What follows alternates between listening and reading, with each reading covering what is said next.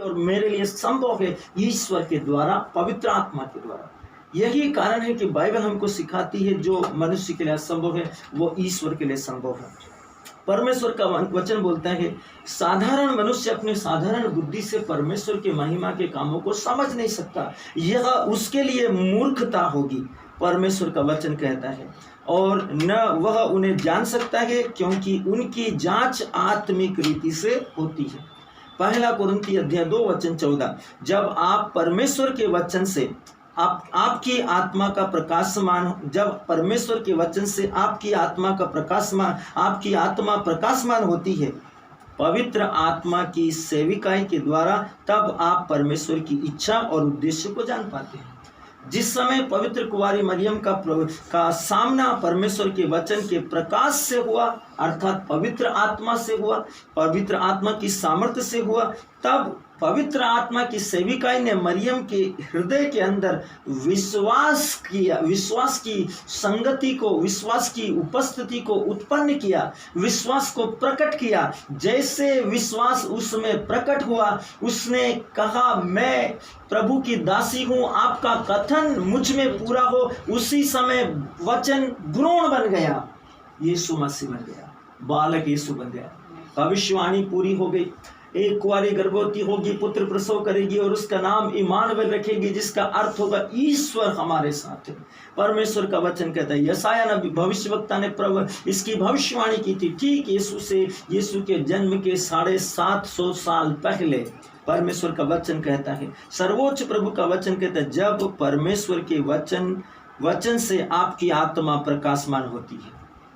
जब माता मरियम गाब्रिएल के द्वारा परमेश्वर की आत्मा से प्रकाशमान हुआ, स्वर्गदूत ने क्या कहा, सर्वोच्च ईश्वर की शक्ति की छाया, और मतलब प्रकाश, परमेश्वर की शक्ति की छाया क्या है। जब मूसा ने सिनाया पर्वत पर परमेश्वर को देखा जलती हुई झाड़ी के रूप में, तो वो क्या थी, आग थी। तो परमेश्वर की छाया क्या है, आग है, प्रकाश है।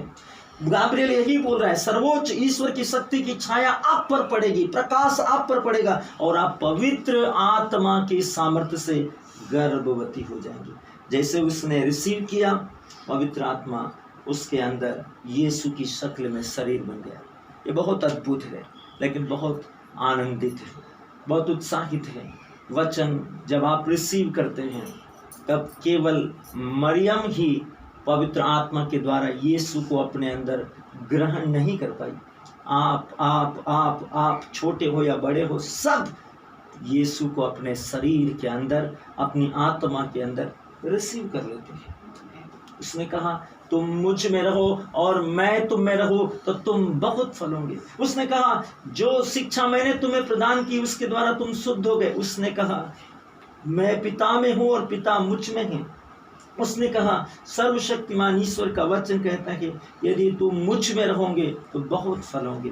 परमेश्वर का वचन कहता है दाख लता में रहे बिना डालियां स्वयं नहीं फल सकती, उससे अलग होकर आप और मैं कुछ नहीं कर सकते।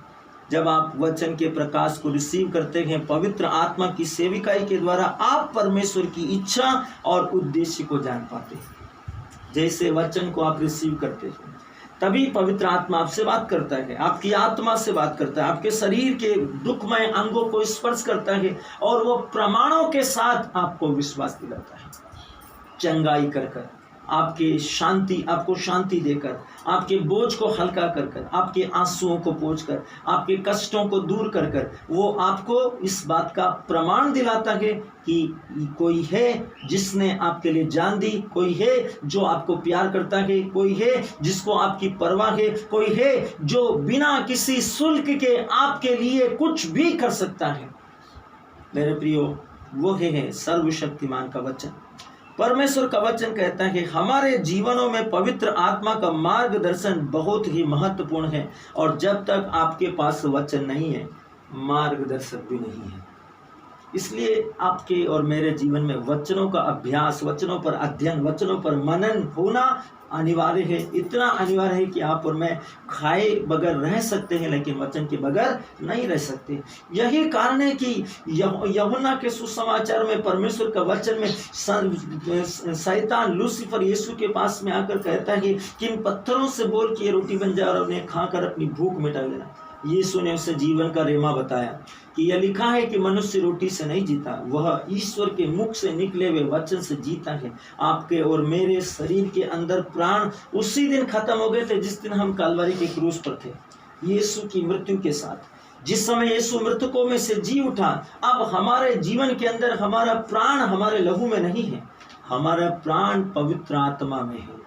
यही कारण था कि जब पौलुस उस समुद्र के जहाज के डूबने और टूटने से बचकर जब टापू पर चला गया, तब जब वो आग ताप रहा था, तब एक जहरीले नाग ने उसको आकर डस लिया। तब लोग सोचने लगे कि ये कितना बड़ा पापी है, इतने भयानक तूफान से बचने के बाद भी मृत्यु ने इसका पीछा नहीं छोड़ा और इस खतरनाक जहरीले सर्प ने इसे डस लिया, अब ये कुछ ही सेकंडों में मर जाएगा।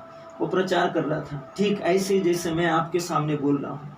वो लोग उसको सुन रहे थे, वे वेट कर रहे थे, इंतजार कर रहे थे कि अब मरेगा, अब इसके मुंह से फेस निकलेगा, अब इसको चक्कर आएंगे, अब ये गिरेगा और इसका जीवन लीला समाप्त हो जाएगी। 1 मिनट हुआ।